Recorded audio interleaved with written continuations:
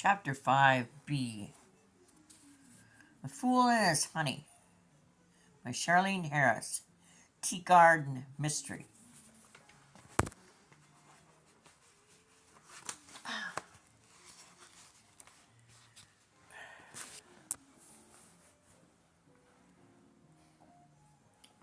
I picked and puzzled at the scene with Sally, which had upset me deeply.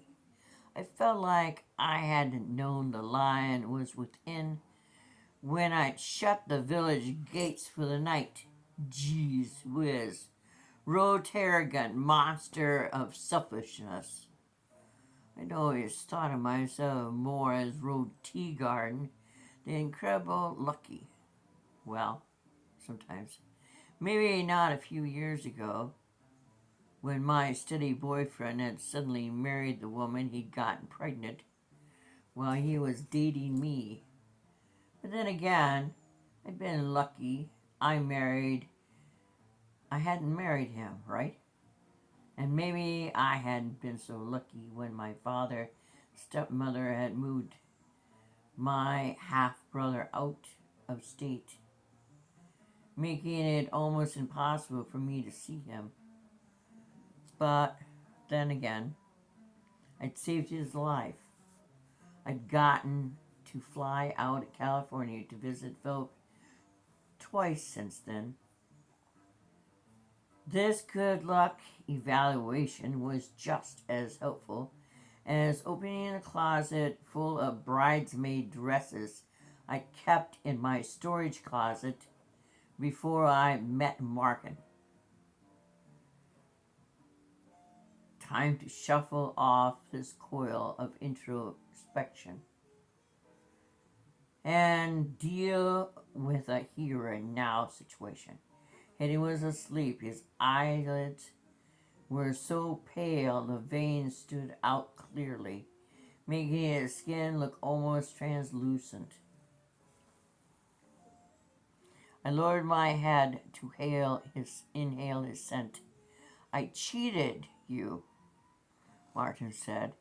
He was standing in the archway of the dining room. He hadn't shaved. His hair was rumpled. The stubble on his cheeks was white like his hair, not black like his eyebrows. Wasn't in the mood for any more deep emotional scenes. "How do you figure that?" I asked, my voice hushed and level because of the baby. "You should have explored other options," he said, his voice equally subdued. "Maybe you're..." He nodded toward my midsection to indicate my malformed womb. "Could have been corrected surgically or something. We could have adopted privately. We have enough money." I looked at my husband for a long wake-up moment before I said, "And these are new thoughts to you?" I carried Hayden up the stairs and laid him in his crib. Then I marched downstairs and Martin was standing right where I'd left him. I said I shouldn't hop on you with both my feet because something was more important to me than it was to you. It was like my words didn't register, as if Martin had become deaf to anything that didn't resonate with some mysterious preoccupation. "We should start out tomorrow morning," he said. "We'll have to drive, give the circumstances. Maybe you should go to the store and get whatever the baby will need for the trip. You know what? He should realize that she loves that baby and not have her forcefully give it to someone else."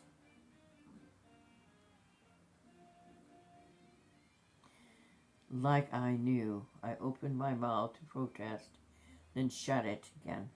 Sally's observation stung me where it hurt, had made me doubt my every impulse. I went to the desk to make a list of things I might need, but instead I sat with my head with my hand on the telephone, despite a nagging feeling that somehow this conversation too would be dispiriting. I called the one person I could count on, my best friend, Amina, wife of Houston lawyer. Amina was the mother and I the godmother of the only little girl, Megan. Amina had only one child, and her husband, oldest of two siblings, were happily indulging Megan, now a terrible two, and threatening her with a brother or sister. Amina, I said, relief throbbing through my voice when my friend answered the phone. Ro, she said in a curious, hushed voice. I can't talk long. Megan's got the measles. Of course. She very sick? I asked, trying to sound deeply concerned. Just the usual case, I guess. Mina was trying to be brave, not doing a very good job. But she just needs me every minute, or at least she thinks she does. I've been taking her popsicles and playing games with her all day. Do you think she's a little spoiled? That's what Hugh's mom says. Only as much as any child, I told Amina, somewhat grimly. I had grown up as an only child.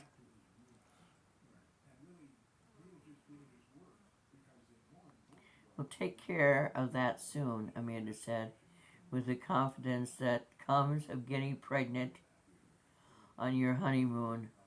Thank God I'm not pregnant now, since I had to take care of her, and measles are so scary. If you're expecting, oh hell, I hear her calling again. I cocked my eyebrow. Amina was wearing a little thin in a nursing department. I wasn't surprised. Tall, energetic, attractive Amina was always been a person who had to keep moving, but always had to project in the wings and a project in the wings and another to keep her currently occupied. I'll let you go in just a minute, I promised. But I need some information first. What can I help you with? Amina's voice had fallen even lower. What supplies do I need to take care of an infant for maybe 2 or 3 days? After a moment's thoughtful silence, Amina began 4 sleepers, about 20 diapers. I wrote furiously a notepad I kept by the phone. Bless Amina. She didn't ask any questions. If I wasn't going to get to cry on her shoulder, I might as well not go through the whole explanation. After I hung up and checked on Hayden, I found my coat slung over the chair in the dining room. I put it on and grabbed my purse. Martin and Rory had a football game on in the den. I didn't think either of them could have told me the score if I asked, but I wouldn't have put money on it. To make sure I had enough tension, I stood in front of the screen. Martin, I said, hoping I didn't sound like a total shrew. The dishes are still on the counter from lunch. Please do them by the time I get back. Rory, you listen for the baby. He's asleep upstairs. They both stared at me groggily, so I didn't move until I had confirming nods from both of them. It was a real pleasure to leave the house. I turned the country music station up real loud as I drove to that new Southern Cultural Center Walmart. Somehow, country music seemed to fit the low down strangeness of the past 2 days. My husband's niece done hacked up her man. How would that play? Or whose baby am I feeding? Nah, couldn't think of a chorus for that one. What about there's a dead man on my stairs and a baby neath the bed? That kept me smiling until I got past the greeter, who happened to be a cousin of my husband's secretary and always had to pass the time of day with me due to that connection.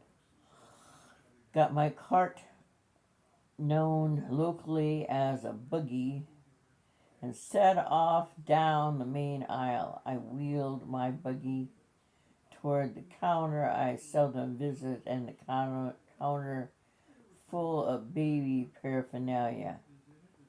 Add my little list with me. A list I'd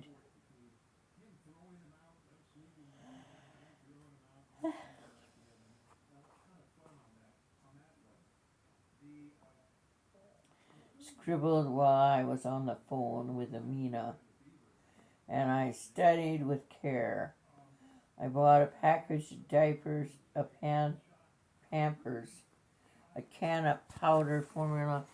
Usually, if a writer writes a name brand or something, that name brand paid to have that word in the writing.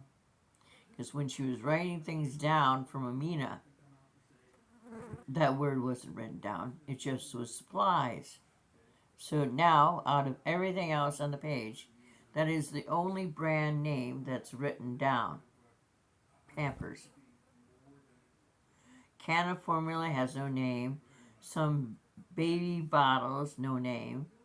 3 more sleepers in what I estimated was Hayden's weight range.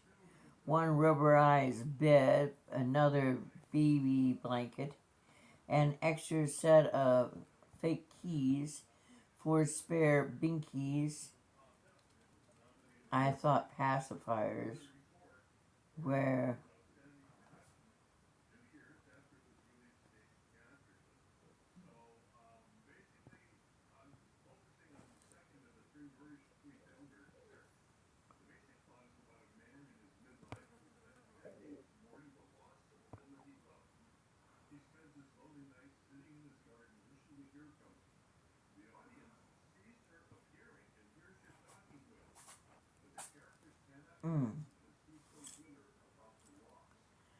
see.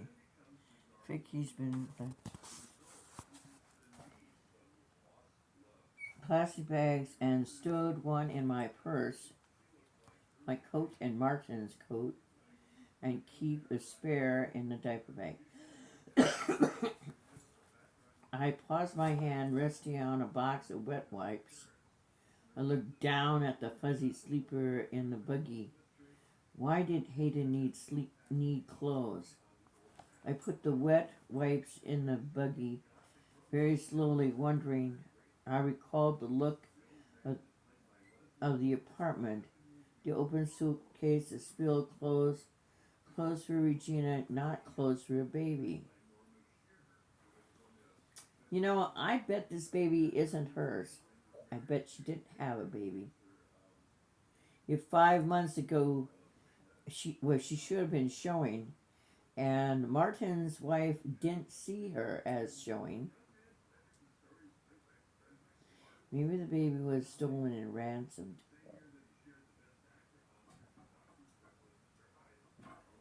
And whoever came and killed the husband, stop jumping on my teapot. Was looking for the baby, but Regina took the car and left, or left with the guy, or whatever, and lied to him. and I bet she's dead somewhere. I recalled the look of the apartment, an open suitcase, clothes for Regina, not clothes for a baby. Aimlessly, I began pushing the buggy around the store, trying to figure out what that meant. Regina had known she was going for a trip, but she hadn't planned on taking Hayden, or she hadn't had a baby when she started on the trip. That didn't make sense. Shaking my head, I realized I plowed into menswear. I slipped a pair of jeans and a flannel shirt into the cart. They were smaller than Martin's usual, but I hoped no one would think of noticing. Probably Rory also needed underwear, but I'd be damned if I'd pick it out. I tucked no clothes for Hayden thought into the side pocket of my mind, and I pulled out the re-examine later. While I was in the men's section, I was lucky enough to turn into our closest neighbor, Clement Farmer. That's a New England sort of name. It's not New England. He was staring dubiously, which is, he didn't understand what was going on, so he was just staring. Dubiously. Another $1 million word. Yay, Ray, yay. Add a rack of soaked boxer shorts. Clement was a small man, almost bald, with a few wisps of white hair over his ears. He had a red complexion. They used to say ruddy, but it says red. And very white, even teeth, which made him look overall like a Christmas elf.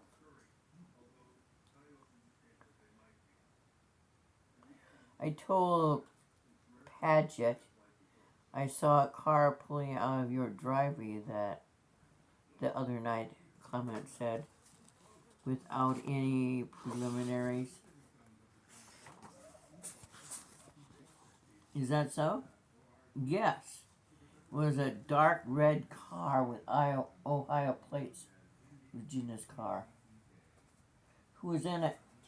I asked, dreading to answer. 2 people. I couldn't see the driver very well, but the passenger was a dark-haired young woman.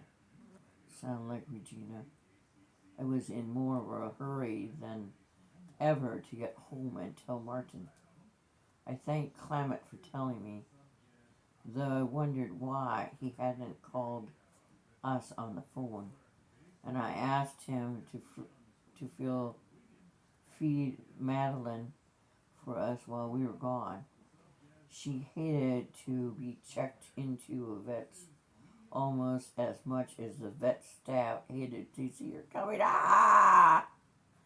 Sure, Clement agreed, obviously pleased. He was the only person I'd ever met who seemed genuine like Madeline. Think she's need a brushing? Oh, I'm sure it wouldn't hurt. I'd made one person happy today anyway. I loaded my purchases into Martin's Mercedes and stopped by the filling station to top off the tank. Home again in this time to find dishes done, and in the drainer watching television in our den. Roy watching television in the den.